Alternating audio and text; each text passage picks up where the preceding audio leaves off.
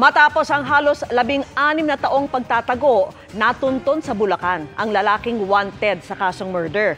Ang krimeng nag-ugat lang umano sa maling akala sa pagtutok ni John Consulta, exclusive. Bit-bit ang warrant of arrest. Pinasok ng mga operatiba ng PNP Northern Police District ang areang ito sa North Sagaray, Bulacan. Agad kinorner ng mga pulis ang kanilang 31 anyo sa target. Police NPD kami ng SOU.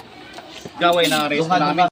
Na wanted sa kasong murder. Napakahirap ng pagtuntun sa suspect na ito para mahuli siya. Almost 16 years. The incident happened in 2008 at simula noon nagtago na ang suspect na ito sa iba't ibang parte ng lalawigan ng Batangas, sa Lianza, sa Cebu, and then finally dito sa North Sagaray, Bulacan kung saan siya nahuli.